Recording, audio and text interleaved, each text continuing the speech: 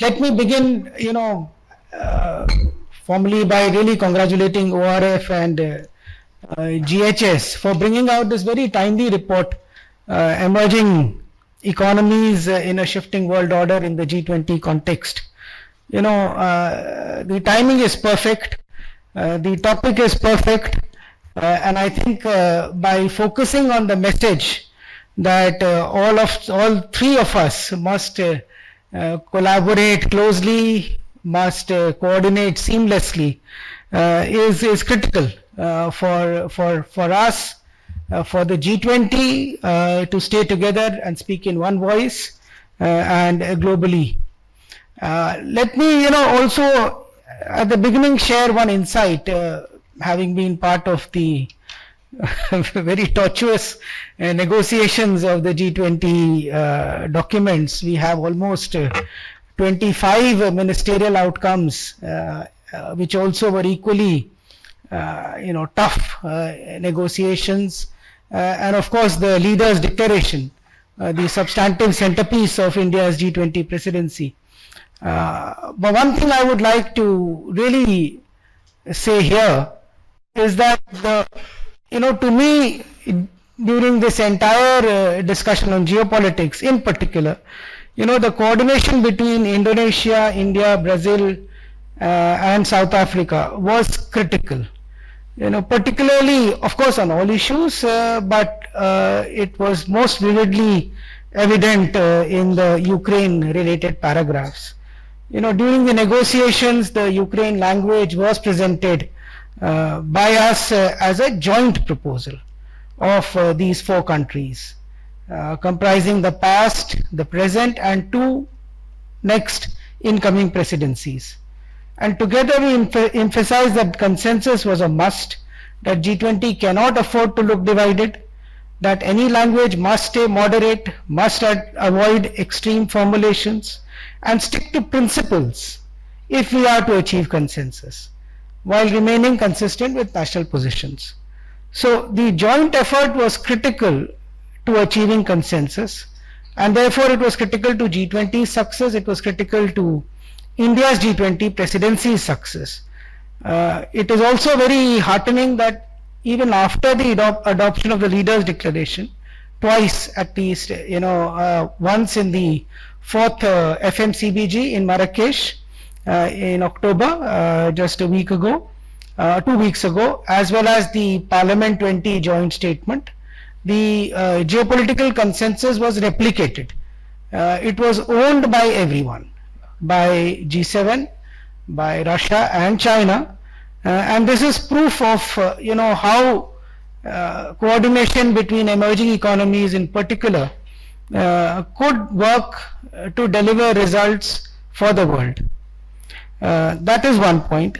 A number of outcomes have been outlined by Ambassador Shringla before me and colleagues here.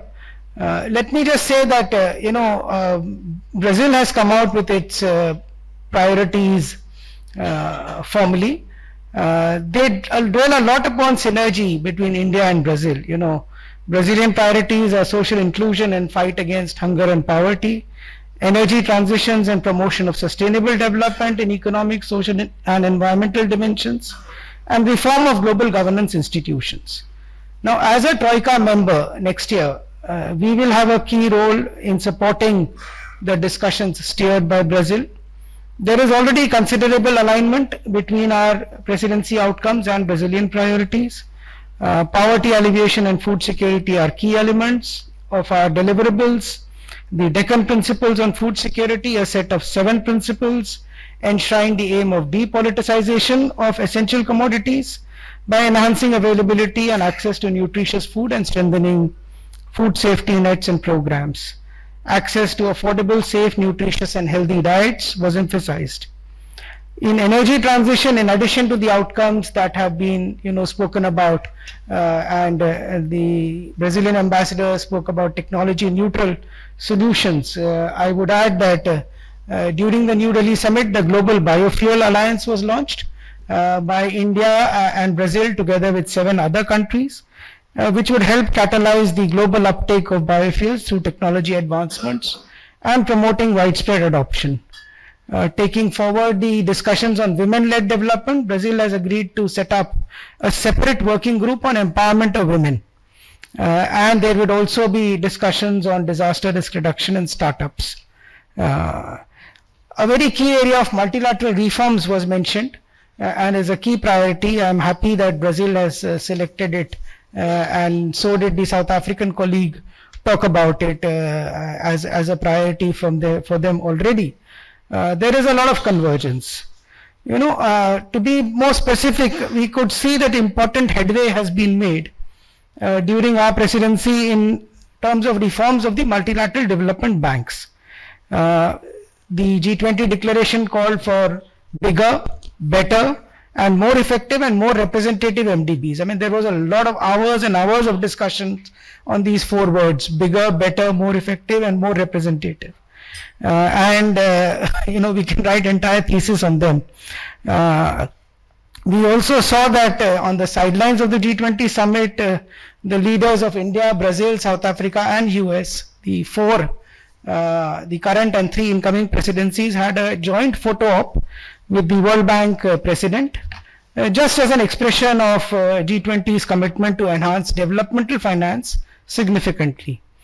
You would have also noticed the impetus given by the FMCBG when the finance ministers agreed that transformative changes are required in MDB's vision, operating models and financing capacities, and encouraged MDBs to enhance private capital mobilization through supporting enabling conditions, innovative risk-taking and risk-sharing mechanisms and new partnerships to maximize their developmental impact. So MDB reforms is one key area that has gained good traction and should be a key focus of all the emerging economy presidencies. On the larger subject of UN reforms, we saw, I think, for the very first time, a G20 declaration has had an explicit reference to UNGA 75/1, which calls for reforms of the UNSC, UNGA, and ECOSOC. And it has been included not only in the G20 Foreign Ministerial Outcome document, but also the Leaders' Declaration. Going forward with the support of Brazil as well as South Africa and other EMEs, we have in general been able to highlight the need for revitalized multilateralism and adequately address the challenges of 21st century to bring about necessary reforms to achieve the 2030 agenda. A couple of points I would like to add in addition. One, looking at the G20, as there were suggestions made that it's probably one body which probably does not replace some of the others. Yes, that is true on one hand, but what is also true, and we shouldn't forget, that this is probably the only leaders level forum which is regular and which comes out with substantive outcomes. With all appreciation of all other bodies, with all due respect, they're all ministerials, whether it is a WTO ministerial, whether it is even the UNFCCC, or the FMCBG, or the WHO Assembly. These are all ministerials. Decisions really get taken at leaders level. Even in the UN, there are not that many attendees in terms of high-level segments. Yes, there could be an extraordinary summit once in a while, but I do not know of another forum which is diverse, which brings together leaders of 20 top leading economies of the world on one platform and comes out with a substantive declaration. It has a huge value. Without the G20 and without pursuing its outcomes, I don't think we will be able to achieve what we want to achieve through other fora.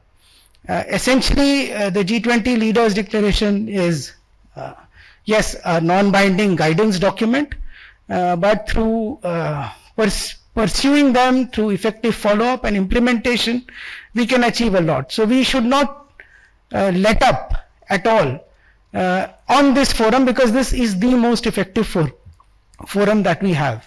It also is very evenly distributed. It has 10 developing countries, 10 emerging economies, and exactly 10 advanced economies, that is G7 plus Australia, Korea, and EU, and the other 10 emerging economies. Now with the addition of African Union, it is now 11 and 10. We've also seen, and this is a number which I don't think is adequately researched, but the share of EMEs in the G20 GDP, G20 itself accounts for 85% of the global GDP. The share of EMEs has gone up from 2008 when G20 was created, from about 26.7% to about 40% in 2022. Now we have AU is also in it. So this is got a huge potential. This is a leaders forum. It comes out with substantive outcomes. It gives guidance to a number of world bodies.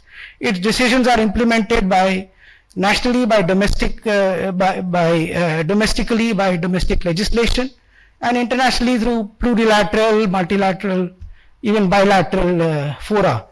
And that's where the debate is. So it's extremely important that we collaborate very closely. We have done so very effectively in the Indian G20 presidency. We going forward, it's important that we do so in partnership, and of course not in a contest with advanced economies. There is much at stake, as our South African colleague said, in inclusive global growth for the entire G20, which is in G20's collective interest. And I would add that the success of India's G20 presidency was ample evidence of developing country priorities being taken forward in partnership with developed countries. It can work well for both. As the Prime Minister stated in his address at the G20 Foreign Ministers meeting, we should focus on what unites us and not on what divides us. Thank you, and I wish ORF all the best. Thank you.